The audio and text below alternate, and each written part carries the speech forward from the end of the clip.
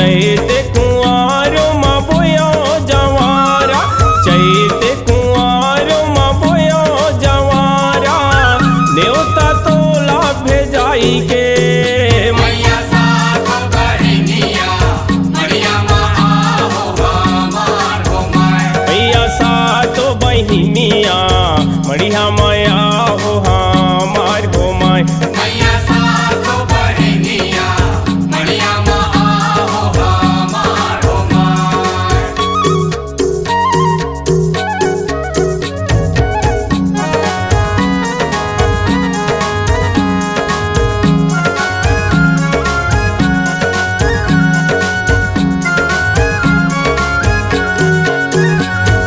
मई हरली माँ सारे दया जाडो गड़ गड़े बमोलाई हो माय।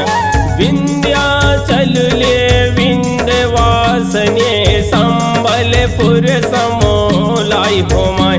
मैया संबलपुर समलाय हो माय। मैया संबलपुर समलाय हो माय। मई हरली माँ सारे दया जाडो गड़ गड़े बमोलाई हो माय।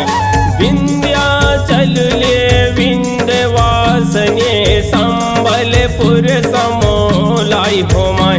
मैया संबलपुर समलाय हो माय।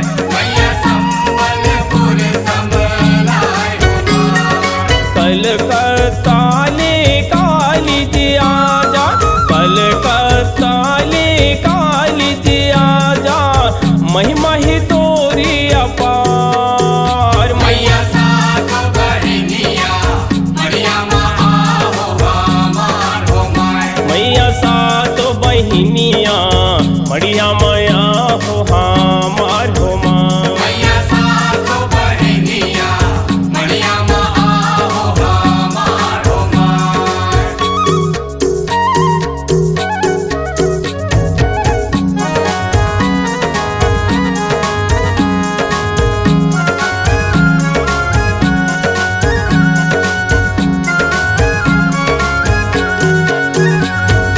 दंतेवड़ा दंतेश्वरी आजा, रतनपुर महामाई हो माय। पाली के वीरासनी आजा, खेते गाँव के हिंगे लाज हो माय। मैया खेते गाँव के हिंगे लाज हो माय।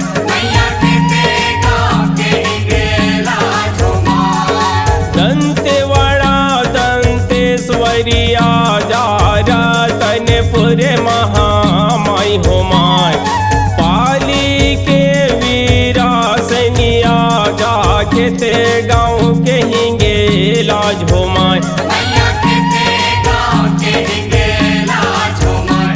मैया खेते गाँव के हिंगे लाज हो माय। राजन ग्राम के नव दुर्गा जी आजा, राजन ग्राम के नव दुर्गा जी आजा, भक्ति के उड़ते बहार। मैया सातो बहिनिया मरिया आओ हमार हो माय। मैया सातो बहिनिया मरिया माया हो हमार हो माय। मैया सातो बहिनिया मरिया आओ हमार हो माय।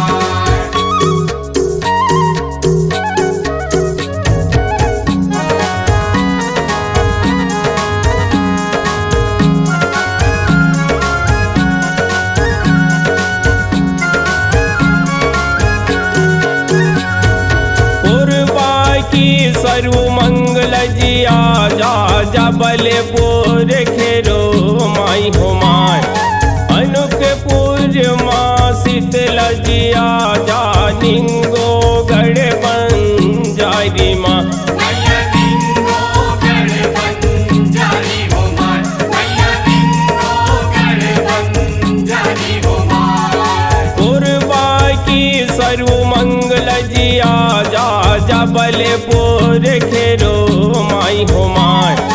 अनुपपुर माँ शीतल जी आजा, निंगो गढ़ बंजारी माँ।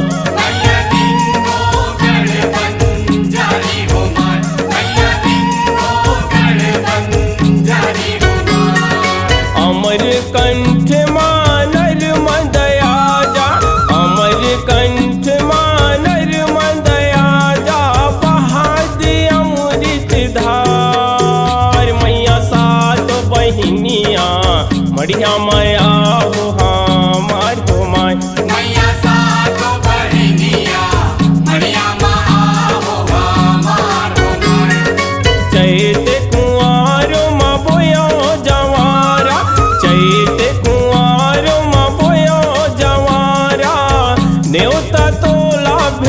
के